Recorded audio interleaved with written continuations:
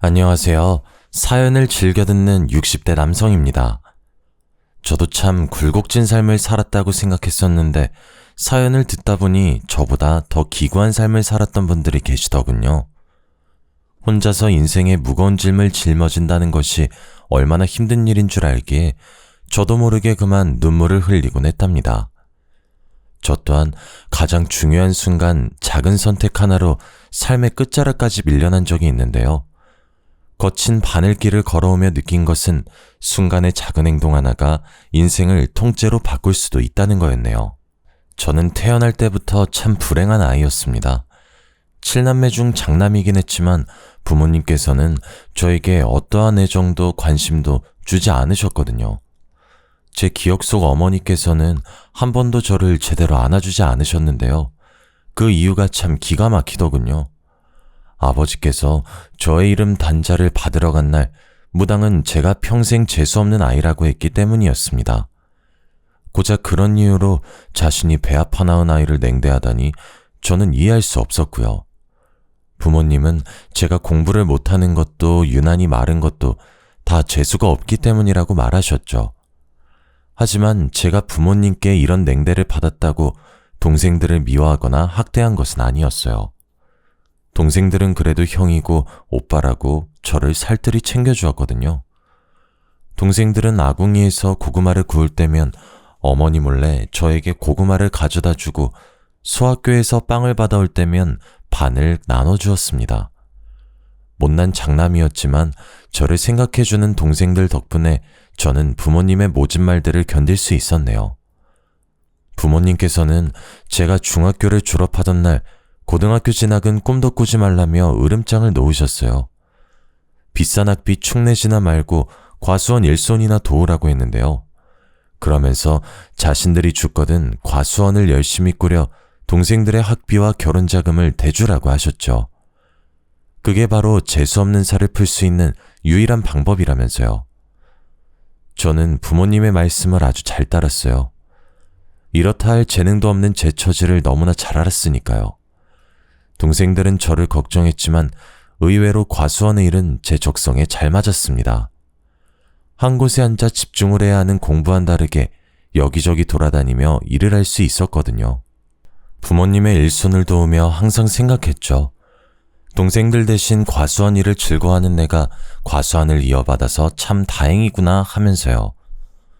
그 후 저는 하루도 빠지지 않고 부모님을 도와 과수원을 일궜습니다. 다행스럽게도 저희 과수원에서 자란 사과는 당도가 높아 찾는 사람이 많았고요. 덕분에 저는 동생들의 대학 등록금을 마련해 줄 수 있었습니다. 제가 35이 되던 해 부모님께서는 저에게 결혼할 것을 권하셨죠. 그때까지도 여자와 제대로 된 만남도 가져보지 않은 저였기에 부모님의 말씀은 당황스러울 뿐이었어요. 부모님은 걱정하지 말라며 저에게 한 여자를 소개시켜줬습니다. 그 여자는 저도 아는 사이였습니다. 저희 과수원의 일손이 부족할 때면 도와주었거든요.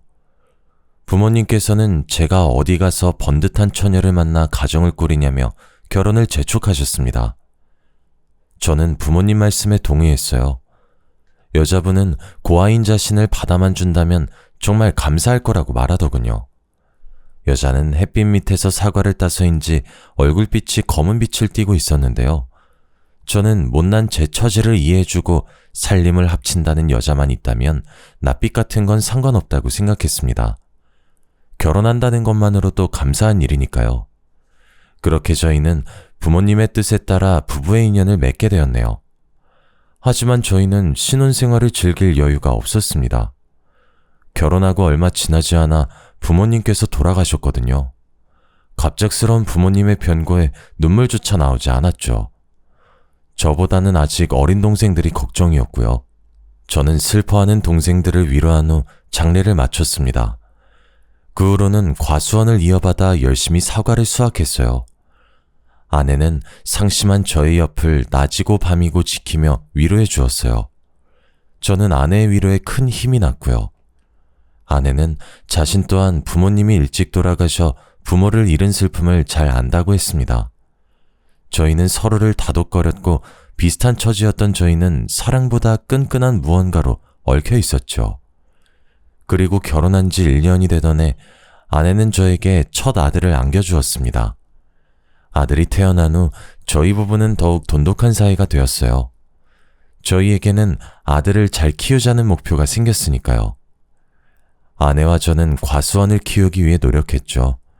하늘도 저희 부부의 노력을 알았는지 저희 사과가 지역 특산물로 선발되며 큰 인기를 끌게 되었습니다. 하지만 저희 부부에게 좋은 일만 일어난 것은 아니었습니다. 아들이 5살이 되던 해 아내는 아무 이유 없이 쓰러지는 경우가 많았어요. 병원에서는 그 원인을 알 수가 없었죠. 전 아내의 상태가 너무 걱정되었습니다. 한편으로는 저같이 못난 놈을 만나서 고생을 하는 것 같았거든요. 점점 뼈마디가 보이는 아내를 볼 때마다 미안한 마음이 들었죠. 저는 아내의 병을 낫게 하기 위해 노력했어요. 하지만 좋다고 소문이 난 약재를 구하 아내에게 먹이고 좋다는 병원을 데려가 봤지만 소용이 없더군요. 하늘이 무너지는 기분이었습니다. 아내는 점점 더 생기를 잃어갔고 그 모습을 지켜보는 저는 애만 탈 뿐이었어요. 문득 전 밝고 생기 넘치던 예전의 아내를 보고 싶다는 생각이 들었어요. 저는 아내에게 장날에 맞춰 밖을 나갈 것을 제안했어요. 아내가 평소 장날에 구경 가는 걸 좋아했거든요. 오랜만에 밖에 나온 아내는 기뻐 보이더군요. 오랜만에 보는 밝은 표정이었습니다. 그런데 구경을 하던 중 저희 앞으로 중년의 여인이 지나갔는데요. 화려한 한복을 입고 있는 그 여자는 누가 봐도 무당처럼 보이더라고요. 무당은 아내의 앞을 지나가며 딱 한마디를 했습니다. 신병이 나도 단단히 났네. 어째 지금까지 살았냐? 예? 그게 무슨 말입니까? 제가 신병이라뇨. 거 순진한 사람에게 아무런 말 하지 마쇼. 딱 봐도 만만한 사람 한 명 골라 한몫 단단히 챙길 요량인가 본데 괜히 아픈 사람 건들지 말고 가던 길 가십시다. 저는 수상해 보이는 무당을 경계하며 아내를 감싸 안았습니다. 무당은 기가 차닿는 듯 웃더라고요. 무당은 저고리 안쪽에 방울을 꺼내 흔들며 아내 앞으로 다가왔어요. 갑자기 무당이 방울을 흔들자 시끄러운 소리가 귓가를 어지럽혔습니다. 하지만 아내만큼은 두 눈을 감으며 평안한 표정을 지었어요. 남편이란 작자가 지 아내 죽어가는 줄도 모르고 아주 명줄을 잡아먹는구만. 지금까지 안 죽고 버틴 것도 용해. 내가 살다 이리 재수없는 사내는 또 처음 보는구만. 지 애미애비는 물론 아내까지 죽일 팔자를 타고났어. 이렇게 천한 팔자를 타고나서야. 무당은 아내가 가엾다는 듯 머리를 쓸어 넘겼습니다. 그러면서 눈물을 글썽거렸고요. 이 불쌍한 건 일찍이 애미애비도 여의고 혼자서 얼마나 힘들었을꼬. 신기가 이리도 강한데 자기 짝도 아닌 사내와 한 입을 덮고 살아 얼마나 괴로웠을지 눈에 선하구나 아가. 지금까지 혼자서 아주 잘 참았다. 이제는 내가 널 살려주마. 예, 제발 그렇게 해주세요. 이대로 가다간 정말 죽게 생겼어요. 아들 생각해서 참으려고 하지만 하루하루 산중상이 되어가는데 차라리 죽으면 편할까 생각한 적이 한두 번이 아니었어요. 제발 저 좀 사람처럼 살게 해주세요. 아내는 이미 무당에게 휘둘려 있었습니다. 지나가던 사람들이 쳐다보는 것도 아랑곳하지 않고 무릎을 꿇었어요. 더러운 시장바닥에 머리를 조아리기까지 했습니다. 저는 함부로 아내의 마음을 들쑤시는 무당에게 버럭 화를 내버렸습니다. 그러자 무당은 저를 위아래로 훑어보았네요. 아내가 불쌍하다면서요. 지 처가 죽어가는데 끝까지 눈 하나 깜짝 안 하다니. 이제 옆에서 제 처 죽는 꼴만 지켜보면 되겠다. 뭐 그게 싫으면 5천만 원 들고 다시 찾아오시던지. 무당은 아내에게 자신을 신어머니로 모시면 살 수 있다고 말했습니다. 아내는 금방이라도 따라 나갈 듯 굴더라고요. 저는 열심히 아내를 붙잡았어요. 그러자 아내는 발악을 하며 저항했죠. 온갖 설득 끝에 간신히 아내를 집으로 데려올 수 있었네요. 아내는 집으로 온 후부터 계속해서 저를 원망했습니다. 제가 고생만 한 자신을 죽이려고 난리라면서요. 그러면서 당장 5천만 원을 내놓으라고 하더군요. 숨이 턱 막혔습니다. 5천만 원이라니 너무나 큰 돈이었어요. 아내는 당장 무당에게 가야 한다며 악을 썼는데요. 물론 5천만 원이 큰 돈이긴 했지만 제가 돈 때문에 아내를 말리는 것은 아니었어요. 사실 제가 아내를 말리는 데는 다 그만한 이유가 있었네요. 부모 없이 시골에서만 자란 아내는 세상 물정이 약했거든요. 사람을 쉽게 믿는 아내는 못된 마음을 먹는 사람에게 표적이 되기 좋았고요. 한 번은 다단계에 휘말려 전 재산을 날릴 뻔한 적도 있었습니다. 전 아내에게 정말 신병이 맞다면 다른 무당을 찾아가 보자 설득했어요. 하지만 아내는 그 무당이 아니면 안 된다며 고집을 부렸죠. 더 말리려 했지만 아내는 급기야 주방에서 날카로운 걸 들고 오더니 손목을 긁었지요. 이렇게 사느니 차라리 그냥 죽겠다면서요. 곧바로 응급실에 갔지만 아내는 치료를 거부하며 난동을 부렸어요. 처음 있는 아내의 강한 반항에 속이 바싹바싹 타들어갔습니다. 이대로 가다간 아내가 정말 죽을 것 같았거든요. 저는 하는 수 없이 수소문 끝에 무당을 찾아내고 그 손에 5천만 원을 넘겨주었습니다. 그 후 아내는 무당을 신어머니로 모셨죠. 마리주와 신딸이지 허드렛 일을 하는 일꾼이나 다름이 없었어요. 아내는 여기저기 무당에게 불려다니며 구판을 정리하고 운전을 하며 종노릇을 했습니다. 아내가 무당을 찾아간 후 전 아내의 얼굴을 보는 날이 없었네요. 물론 어린 아들도 마찬가지였어요. 아내는 항상 녹초가 되어 집에 왔기에 전 과수원의 일을 혼자 할 수밖에 없었고요. 하지만 2명 하던 일을 혼자 하려니 힘이 붙였습니다. 그렇다고 힘들어하는 아내를 시킬 순 없었죠. 저는 어쩔 수 없이 허리띠를 졸라매고 일할 사람을 구하기 시작했습니다. 다행히 마을 사람들의 도움으로 빠르게 일손을 구할 수 있었어요. 같이 일하게 된 아주머니들은 다들 착하고 손도 빠르셨는데요. 그 덕에 수월하게 일할 수 있었죠. 제 사정을 딱하게 생각하신 아주머니들은 손수 반찬도 가져다 주시며 정말 감사한 은혜를 베풀어 주셨거든요. 저는 감사한 마음에 품삯을 좀 더 챙겨드리기도 했습니다. 하지만 저의 근심이 다 사라진 것은 아니었어요. 아직 어린 아들이 집에 혼자 있었으니까요. 언제나 아들을 챙기던 아내는 무당과 가깝게 지낸 후부터 아들에게 냉랭하게 대했거든요. 전 그 모습을 볼 때마다 마음이 아팠습니다. 어린 아들이 혹 갑자기 변한 어머니로 인해 마음에 큰 상처를 받진 않을까 걱정도 되었고요. 저는 결국 회사를 그만둔 둘째 여동생에게 사정을 말했습니다. 여동생은 한동안 자신이 아들을 봐주겠다며 흔쾌히 말을 하더군요. 그 후 여동생은 서울에서 내려와 아들을 보살펴 주었네요. 여동생은 어릴 적 동생들과 쓰던 방을 사용하며 집안일을 거들어 주었어요. 물때가 낀 화장실을 청소해 주었고 벌레 먹은 쌀을 씻어 밥을 지어 주었죠.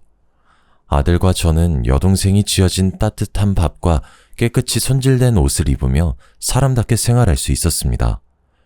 못난 오라비를 도와주겠다는 여동생이 참 고마웠죠. 단 한 사람만 빼면 말이에요. 아내는 여동생이 집에 온 이후로 대놓고 싫은 티를 냈었거든요. 언제 자기 집에서 나갈 거냐고 말하면서요. 한날은 빨래를 개고 있는 여동생의 앞에서 방울을 흔들며 무당흉내를 내었습니다. 아가씨, 보아하니 부모 복도 없고 남편 복도 없는 것이 썩 좋은 인생은 아니네요. 뭐 하나 제대로 나가는 게 없어, 아가씨는요. 평생 뼈 빠지게 일해도 자기 먹을 만큼의 복도 없는 사람이에요. 아가씨, 지금 회사에서 잘린 거죠? 그게 다 왜 그런지 아세요? 다 아가씨 복이 간장종지만 하기 때문이에요. 복을 담을래도 그릇이 적으니 계속 넘쳐서 가지고 살 수가 없는 거죠. 그러니까 괜히 좋은 직장 갔느니 좋은 남자를 만나느니 그런 헛소리 집어치우고 혼자서 평생 일만 하면서 사세요. 새언니, 그게 시집도 안 간 시누이한테 할 말이에요? 만약 제가 정말 그런 운명이라고 해도 새언니는 저한테 그렇게 말씀하시면 안 되죠. 무당한테 정신 팔려 집안 살림이고 과수원이고 돌보지도 않고 오빠랑 원준이가 안타까워서 일부러 시골에 내려온 게 누군데요.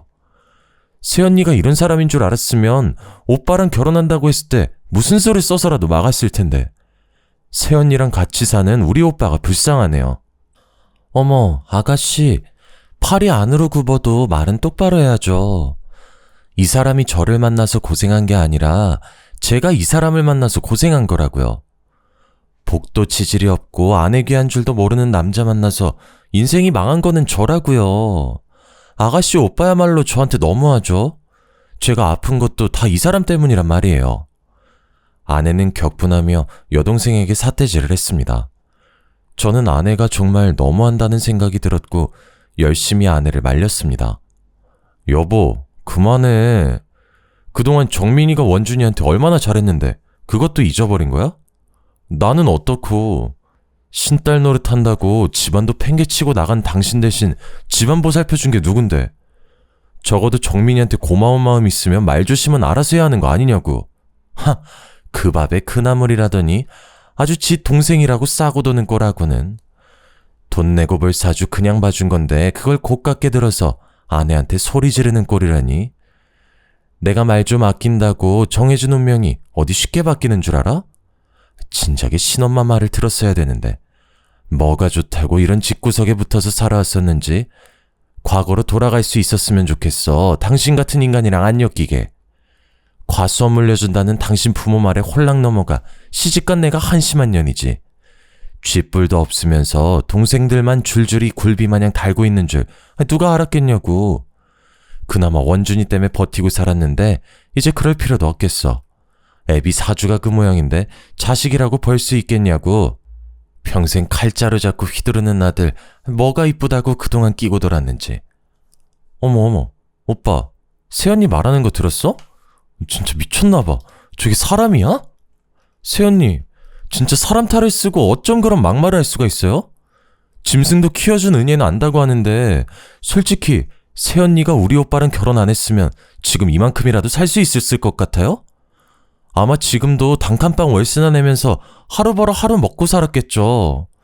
누구 운명 운운하기 전에 자기 인생부터 좀 돌아보라고요. 아내와 여동생의 싸움은 몸싸움으로 번져나갔습니다.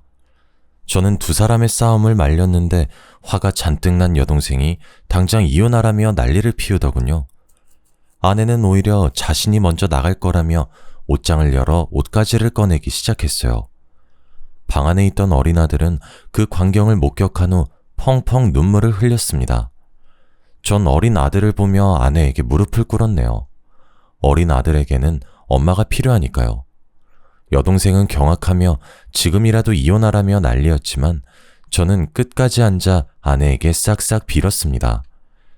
그러자 아내는 재수없는 여동생을 내보내면 생각해보겠다고 하더군요. 저는 어쩔 수 없이 여동생에게 미안하다 사과하며 다시 서울로 올라가라고 말했어요. 그러자 여동생은 저더러 바보라고 말하면서 정신 나간 여자가 뭐가 좋다고 감싸냐고 했네요.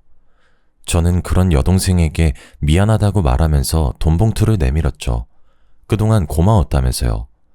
그 후 저는 전보다 훨씬 바빠졌습니다. 여동생이 도와주던 집안일을 제가 도맡아 했거든요. 안에서는 집안일, 바깥에서는 과수원 일을 하니 몸이 나만하질 않았어요. 베개에 머리만 대면 자는 수준이었으니까요. 하지만 그럴 때마다 힘이 된 것은 아들의 미소였습니다. 아들은 유치원에 갔다 올 때면 퇴근한 저를 앉혀놓고 자신이 배운 한글을 읽어내렸거든요. 아들은 저와 다르게 참 총명한 아이였죠. 유치원에서 배운 것만으로도 한글을 깨우치고 숫자 놀이를 했으니까요. 저는 아들을 보며 공부머리가 저를 닮지 않아 참 다행이라고 생각했습니다. 아내는 아들이 칼이나 휘두를 천한팔자라고 했지만 전 상관없었어요. 저와 다르게 똑똑한 머리를 가진 아들은 무슨 일이든 잘할 거라고 장담할 수 있었으니까요. 저는 아들이 무슨 결정을 내리건 행복하게만 살 수 있다면 상관없다고 생각했네요. 한편 아내는 무당을 따라다니며 딴 사람이 되어갔어요. 신혼 초에 보이던 수수한 모습은 온데간데 없어져 버렸고요. 화장이라고는 모르던 아내는 어느새 얼굴 전체를 화장으로 떡칠하고 다녔습니다. 검었던 얼굴은 허여멀겋게 분칠을 하면서요. 그뿐만이 아니었습니다. 평소 소심한 성격으로 동네 사람들에게 말도 못 걸던 아내는 마을을 휘젓고 다니며 마을 사람들에게 행패를 부렸죠. 나이가 많이 드신 어르신께는 살 날이 얼마 안 남았다며 말을 했고 자식이 타지에 나가 있는 분들께는 자식 복이 없다며 악담을 했습니다. 좋은 일이면 모르겠지만 아내는 항상 남들에게 안 좋은 점만을 말하면서 다녔습니다. 마을에서 아내에 대한 인식은 날이 갈수록 나빠만졌어요. 저만 보면 아내가 이상해졌다며 한마디씩 거들 정도로 말이에요. 고심 끝에 저는 아내에게 조심스럽게 이야기를 꺼냈습니다. 당신 신엄마 따라다니면서 배우는 건 좋지만 마을 사람들한테는 그냥 아무 말 하지 마. 생각해봐. 세상에 자기 빨리 죽고 복 없다는 걸 듣고 싶어하는 사람이 어디 있겠어? 만약 보인다면 그저 그러려니 하면서 넘어가. 우리 앞으로도 계속 이 마을에서 살 텐데 마을 사람들이랑 잘못 얽혀서 좋을 게 없잖아. 안 그래? 당신 설마 내가 사기라도 친다는 거야? 그렇게 보이고 그렇게 입 밖으로 튀어나오는 걸 나더러 어쩌라고. 그리고 자기들 팔자 안 좋은 게 내 탓이야? 지들이 그렇게 타고난 걸 가지고 뭐 어쩌라고. 나보고 억지로 거짓말이라도 하면서 노인네들 비위라도 맞추는 거야 뭐야? 내가 이러려고 신엄마 밑에서 신딸 노릇하면서 고생하는 줄 알아? 그런 말이 아니잖아. 원준이 생각해서라도 조금만 참을 수 없겠어? 내가 당신한테 많은 걸 바라는 게 아니잖아. 무당한테 가서 신딸 노릇을 해도 좋고 집안 살림을 안 해도 좋아. 그냥 제발 예전처럼, 아니 예전에 반만큼이라도 언행을 조심해줘. 내가 왜 예전처럼 행동해야 되는데? 전처럼 살 바엔 그냥 혀 깨물고 죽는 게 나아. 당신한텐 아무 말도 못하고 그저 시키는 대로만 행동했던 예전의 내가 좋겠지만 난 아니야. 당신이 팔자만 좋았어 봐. 내가 이렇게까지 됐나. 이제야 확신이 섰어. 내가 있을 곳은 여기가 아니야. 저는 아내의 말에 깜짝 놀랐습니다.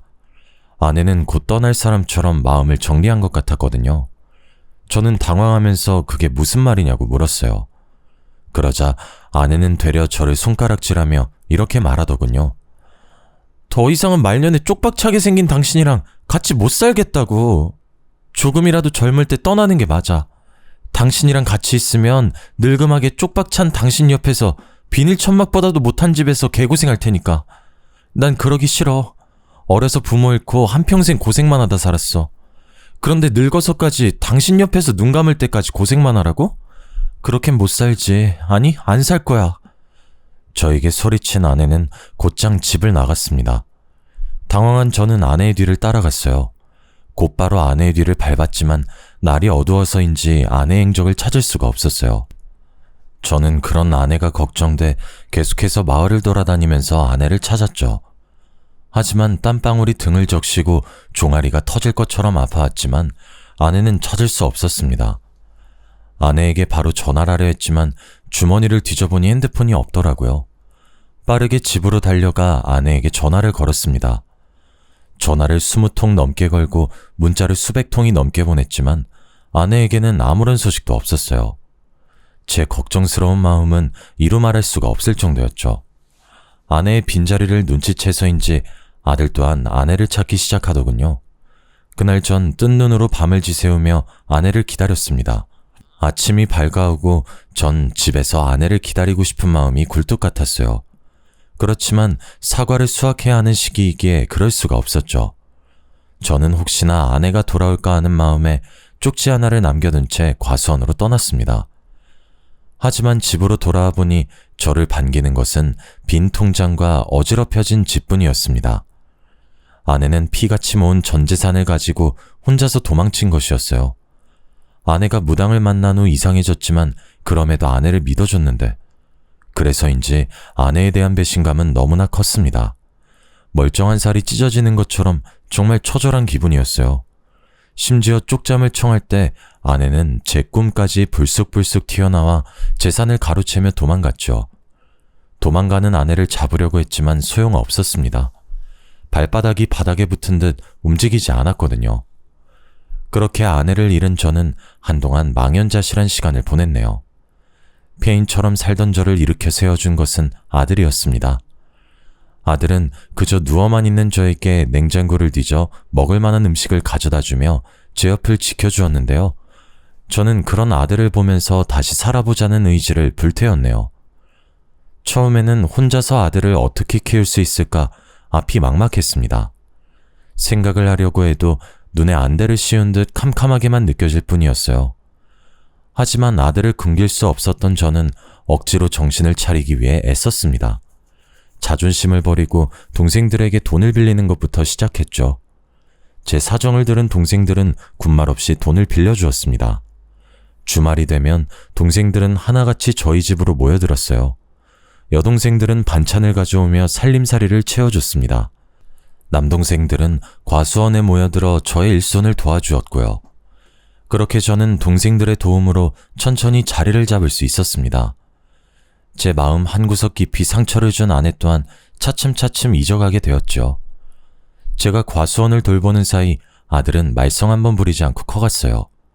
엄마의 빈자리가 그리울 만도 한데 못난 아비를 생각해서인지 힘든 기색 한번 보이질 않는 아들의 모습은 참 짠할 정도였습니다. 그럼에도 아들은 늘 스스로 노력해 매번 전교 1등 성적표를 쥐어주면서 절 기쁘게 해주었네요. 아내는 아들이 칼이나 잡을 천한팔자라고 말했지만 저는 상관없었습니다. 가장 힘든 순간 힘이 되어준 아들은 세상에서 가장 소중한 보물이었으니까요. 하나밖에 없는 소중한 아들은 제 삶의 유일한 희망이자 삶의 이유였죠. 저는 아들을 생각하며 더 이를 악물고 일을 했어요. 결국 전 농약 없이 당도 높은 사과를 만들어냈고 저희 과수원 사과는 입소문을 타고 점점 유명해졌습니다. 그러던 중 대기업 소속 식품회사에 다니던 동생은 저희 과수원의 사과로 사과 주스를 만들자고 사업을 제안했어요. 농약 없이 당도 높은 사과로 주스를 만든다면 대박이 날 거라면서요. 처음에는 동생의 제안을 거절하려 했지만 동생은 이렇게 말하더군요. 평생 시골 과수원에서 썩느니 한번 도전해보는 게 어떠냐고요. 결국 저는 새로운 것에 도전하기로 마음을 먹었습니다. 제안을 받아들인 저는 동생과 함께 과수원 옆 작은 공간을 빌려 사과 주스를 만들기 위해 노력했어요. 수차례의 실패와 좌절 끝에 저는 동생과 함께 사과 주스를 출시했네요. 결과는 그야말로 대박을 쳤습니다. 특히 어린아이들을 기르는 엄마들 사이에서 인기가 좋았어요. 농약을 넣지 않아 어린아이들이 먹기 좋다고 소문이 났거든요. 그 후 저는 동생과 함께 사업을 시작했습니다. 그리고 처음으로 이사를 결심했죠. 아들에게 더 나은 교육 환경을 제공하고 싶은 마음 때문이었어요. 제 바람대로 이사를 온 후 저는 처음으로 아들을 입시학원에 보내주었습니다. 원래 머리가 좋던 아들은 학원 아이들을 금방 따라잡더군요. 도시에서도 내놓으라 하는 인문계에서 전교 1등을 도맡아 하던 아들은 결국 서울대 의대를 가게 되었습니다. 정말 감사하고 기쁜 일이었죠. 동생들은 하나같이 아들을 축하해줬고요. 제 사업 또한 점점 커져만 갔어요. 사업이 점점 커짐에 따라 믿을 만한 사람들이 필요하다고 생각했는데요. 그래서 저는 다른 동생들 모두에게 같이 사업을 꾸려나가자고 제안을 했어요. 동생들은 그 제안을 흔쾌히 따라줬고요. 시간이 흘러 어느덧 50대 중반을 바라보고 있었습니다. 동생들은 혼자가 된 지 수십 년이 지난 저에게 재혼을 하라고 제안했어요. 하지만 저는 그럴 수 없었네요. 아내가 도망간 탓에 호적 정리도 되지 않은 상태였거든요. 괜한 분란을 만들고 싶지 않았어요. 제 속마음을 알게 된 동생들은 이혼 변호사를 섭외해 왔는데요. 변호사는 배우자가 3년 이상의 생사불명 상태이면 혼자서도 이혼을 할 수 있다고 조언해 주었습니다. 가정 파탄의 전적인 요인은 모두 아내에게 있었기에 일은 쉽게 해결됐고요.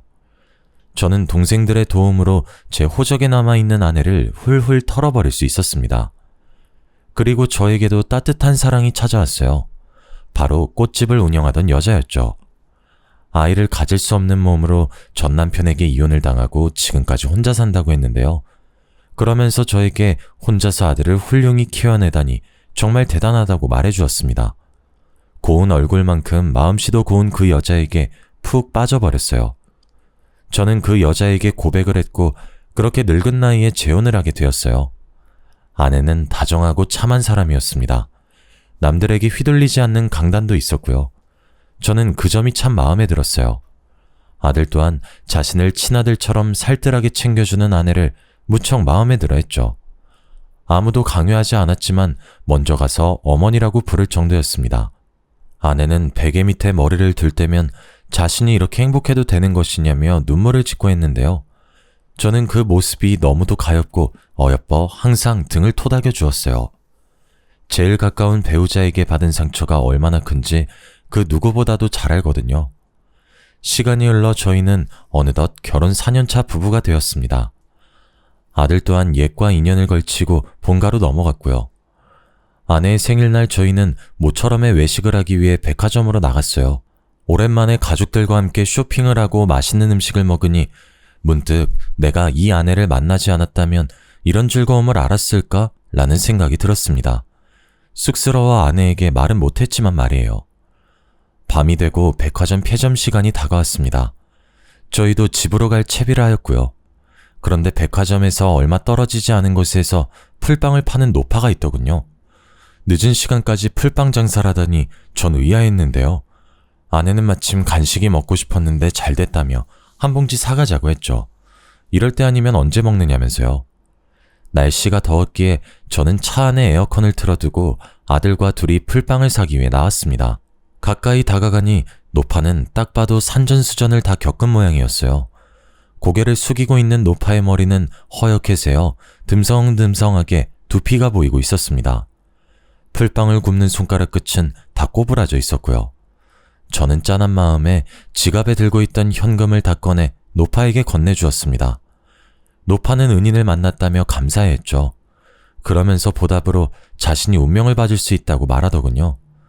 옆에 있던 아들은 제법 흥미가 당기는 모양이었어요. 아버지 기억 안 나? 왜 어머니가 집 나가기 전에 나한테 그랬다며 평생 칼이나 휘두르고 사는 백정팔자였다고 했잖아. 아버지한테는 말년에 쪽박찰상이라고 했고 재밌을 것 같은데 한 번만 보고 가자, 응? 아내의 영향으로 미신을 믿진 않았지만 한 번쯤은 봐도 상관없다고 생각했어요. 아들 또한 자신의 운명을 궁금해했고요. 저는 노파에게 저와 아들의 운명을 봐달라고 말했는데요. 노파는 자신에게 손을 내밀어 보라고 하더군요. 거칠거칠한 노파의 손바닥에 제 손을 올리자 노파는 탄식하면서 말을 이었죠. 아이고, 어쩜 이리 보기만 했고 초년중년에 가세가 기울고 아내가 떠나는 팔자지만 말년에 돈방석에 앉은 팔자라니 평생 돈 걱정은 없겠구려. 게다가 자식복도 많아 평생 아들에게 효자받으며 살 팔자라니 정말 부럽구려. 부러워. 고개를 푹 숙인 노파는 제 손을 한참 만지작거렸습니다. 그리고 노파가 고개를 드는데 전 노파의 얼굴을 본 순간 경악할 수밖에 없었어요. 바로 집을 나갔던 전 아내였거든요. 마지막으로 만났을 때보다 얼굴이 훨씬 상해 있었지만 저는 단박에 알 수 있었습니다. 아내라는 것을요. 저는 너무 놀라 여보라고 소리치고 말았어요. 그러자 노파는 깜짝 놀라며 제 이름을 부르더군요. 전처에게 왜 이런 행색으로 풀빵이나 팔고 있냐 묻자 전처는 그저 눈물만을 흘렸습니다. 집에서 도망쳐 나간 전처는 제게서 훔친 통장을 무당에게 갖다 바쳤다고 했어요. 신내림을 내려줄 날만을 기다리면서요. 하지만 무당은 얼마 후 전 아내가 준 돈을 가지고 도망을 가버렸다고 하더군요. 무당 한 사람을 믿고 도시로 건너온 아내는 낙동강 오리알 신세가 되었다고 말했습니다. 다른 무당을 찾아가 신내림을 받으려 했지만 그저 잠시 잡기가 쉬운 것이지 신기가 온 것이 아니라며 윽박만 들었다고 하면서요.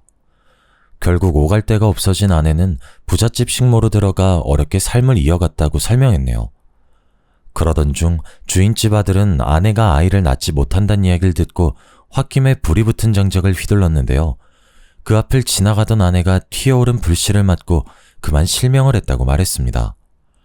그 후 눈이 먼 전 아내는 주인집에서 얼마 안 되는 돈을 받고 쫓겨났는데요.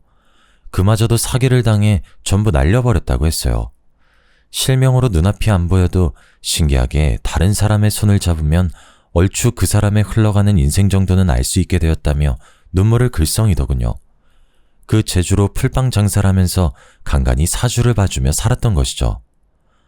아이고, 내가 그때 그 무당년 말만 안 들었어도 이런 쌩고생은 안 하는데 그때 뭐에 홀려서 남편이랑 피덩이 같은 아들을 버리고 도망쳤는지 내가 미친년이지. 전처는 아들과 저를 버리고 무당을 따라간 것이 천추의 아니라며 가슴을 두드렸어요. 물론 전처가 원망스럽긴 했지만 이런 식으로 망가지길 바란 건 아니었거든요. 아들 또한 마찬가지였고요.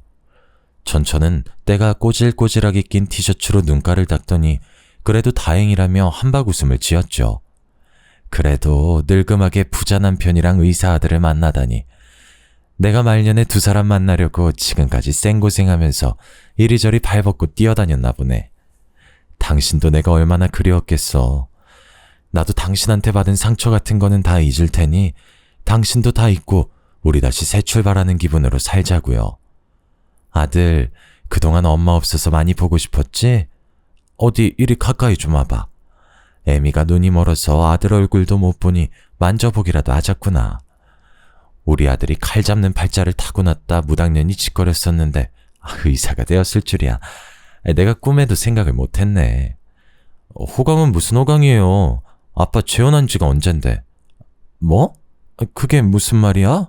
네 아빠가 재혼을 했다니. 아니, 내가 이렇게 멀쩡하게 살아있는데 누가 재혼을 한다는 거야?